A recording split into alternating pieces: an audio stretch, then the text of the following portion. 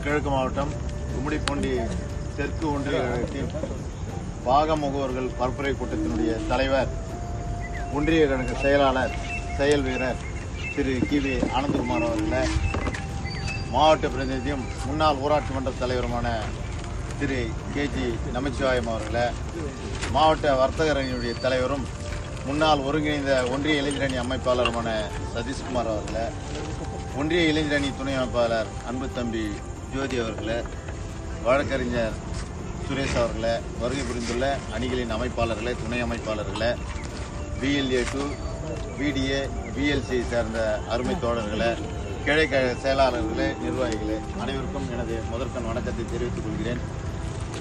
சென்ற சட்டமன்ற தேர்தலிலும் நாடாளுமன்ற தேர்தலிலும் 174, 175 பூத்துகளை சேர்ந்த நீங்கள் எப்படிப்பட்ட வாக்குகளுக்கு அறுதி பெரும்பான்மை பெற்று தந்தீர்கள் என்று ஒன்றிய கழக செயலாளர் பெருமைப்பட்டார்கள்.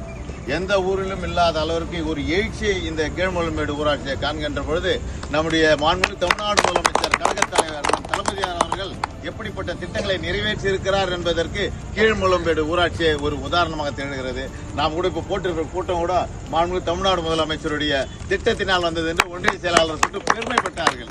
அப்படிப்பட்ட ஒவ்வொரு குக்கிராமங்கள் தோறும் ஒவ்வொரு சாதாரண சாமானிய அடித்தட்டு மக்கள் வாழ்கின்ற பகுதிகளுக்கு ஏகப்பட்ட திட்டங்களை கொண்டு வந்தது நமது மாண்புமிகு தமிழ்நாடு முதலமைச்சர் கழகத் தலைவர் அண்ணன் தளபதியார் அவர்கள். அவருடைய ஆலோசனைப்படியும் மாண்புமிகு துணை முதலமைச்சர் அண்ணன் உதயநிதியார் அவரது ஆலோசனைப்படியும், நமது மண்டல பொறுப்பாளர் அண்ணன் ஆர் ராசா அவர்களுடைய அறிவுறுத்தலின்படியும், நமது மாவட்ட அமைச்சர் அண்ணன் ஆவடி சாமு நாசர் அவருடைய ஆலோசனைப்படியும், நமது மாவட்ட கழகத்தினுடைய பொறுப்பாளர் அருமையான MSK ரமேஷ்ராஜ் அவருடைய ஆலோசனைப்படியும், சட்டமன்ற உறுப்பினருடைய ஆலோசனைப்படியும் நாங்கள் உங்களை எல்லாம் சந்தித்து உங்களுக்கு தேவையான ஆலோசனையை வழங்கலாம் என வந்தோம். ஆனால் நீங்கள் கூர்ந்து கவனிக்கின்ற விதத்தை பார்க்கின்ற பொழுது உங்களுக்கு தெரியாத விஷயமே கிடையாது.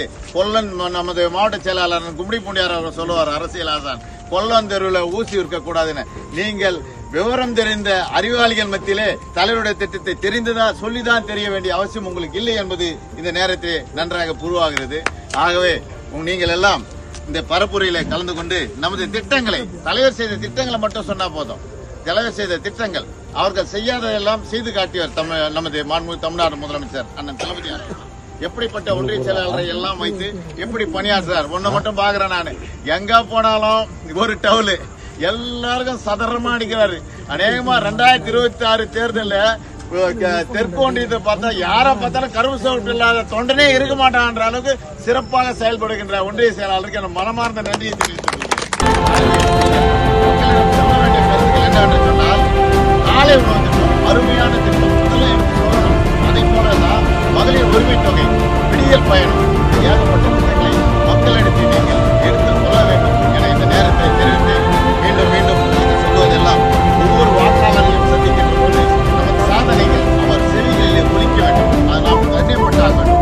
அப்பொழுதுதான் தலைவர் சொல்லுகிறாரு, என் வாக்குச்சாவடி வெற்றி வாக்குச்சாவடி. அப்படி சொல்லும் போது நம்மளுக்கு ஒரு உணர்வு வரும். நம்ம வாக்குச்சாவடியில் எந்த ஒரு 2 ஓட்டு கொஞ்சம் கேட்பாங்க, நம்மள BLA கேட்பாங்க, BDA கேட்பாங்க, BLC கேட்பாங்க, எண்ணங்கள் வரும். ஆகவே அந்த எண்ணத்தை உள்ளத்திலே வைத்துக் கொண்டு அதிகப்படியான வாக்குகள் சொன்னாரு. 174, 175 ஊராட்சி சொன்னாங்க. அதிகமான வாக்குகளை கிள்ளி போடுவார்கள், அள்ளி போடுவார்கள் சொன்னாரு. அப்படி உங்களுடைய எழுச்சி மிக்க அந்த பயணம் தொடர வேண்டும். அதே போலவே நமது தமிழ்நாடு தலைகுனியாது என நமது மாண்புமிகு தமிழ்நாடு முதலமைச்சர் சொல்வதை போல தமிழ்நாட்டை தலைகுனிய விடமாட்டேன் என்று சொல்லி உறுதியேற்றுக் கொண்டு செயல்படுகிறார்.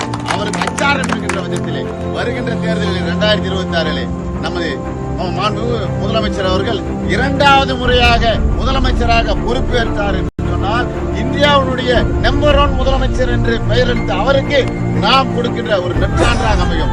தமிழ் வாழ, தமிழ் மொழி வாழ, தமிழ் கலாச்சாரம் வாழ, தமிழ்நாடு தலைநிமிர நமது மாண்புமிகு தமிழ்நாடு முதலமைச்சர் அண்ணன் தளபதியை விட்டால் யாருமே கிடையாது என்பதை மனதிலே நிறுத்தி நாம் அயராது பாடுபட வேண்டும் என கேட்டு வாய்ப்புக்கு நன்றி கூறி முடிக்கிறேன். நன்றி, வணக்கம்.